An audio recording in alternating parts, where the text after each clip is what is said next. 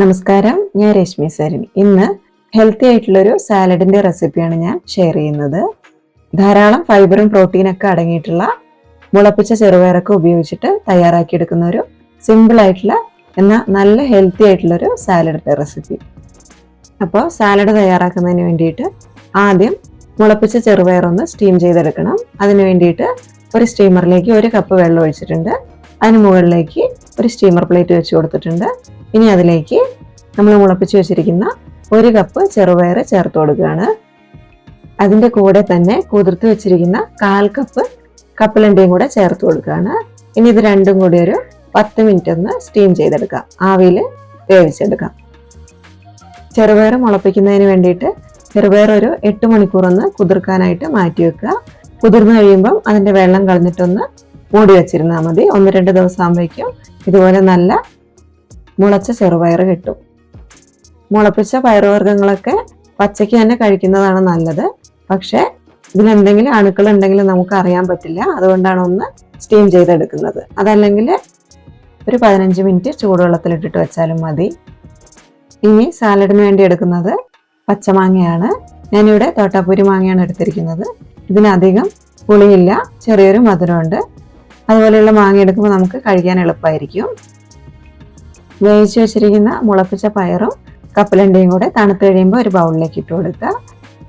ഇനി ഗ്രേറ്റ് ചെയ്ത് വെച്ച മാങ്ങ 1/2 കപ്പ് മുതൽ പുളി നോക്കിയിട്ട് 1 കപ്പ് വരെ ചേർത്ത് കൊടുക്കാം.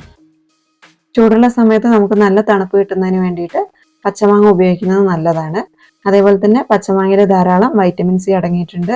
നമ്മുടെ ഇമ്മ്യൂണിറ്റി കൂട്ടാൻ നല്ലതാണ്. അതുപോലെ തന്നെ അയൺ ആഗിരണം ചെയ്യാനൊക്കെ നല്ലതാണ്. ഷുഗർ കൺട്രോൾ ചെയ്യും. തടി കുറയ്ക്കാനൊക്കെ പച്ചമാങ്ങ ഉപയോഗിക്കുന്നത് നല്ലതാണ്.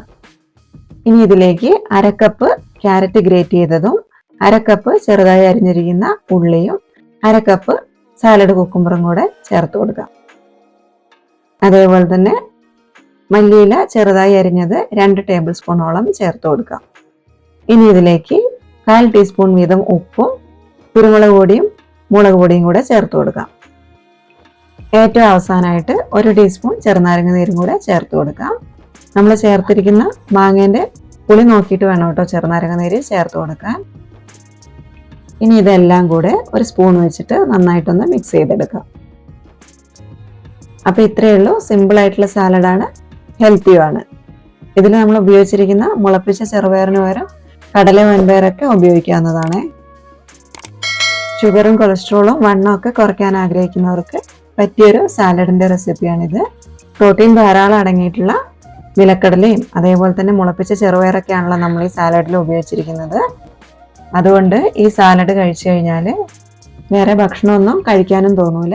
അതുകൊണ്ടാണ് തടി കുറയ്ക്കാൻ വേണ്ടിയിട്ട് ഉപയോഗിക്കുക എന്ന് പറയുന്നത്. തടി കുറയ്ക്കാൻ മാത്രമല്ല കേട്ടോ, എല്ലാവർക്കും ഉപയോഗിക്കാം. മറ്റ് ഭക്ഷണങ്ങളൊക്കെ കഴിക്കുന്നതിൻ്റെ കൂടെ പ്രോട്ടീൻ സമ്പന്നമായിട്ടുള്ള ഇതേപോലെയുള്ള സാലഡും ഉപയോഗിക്കാം.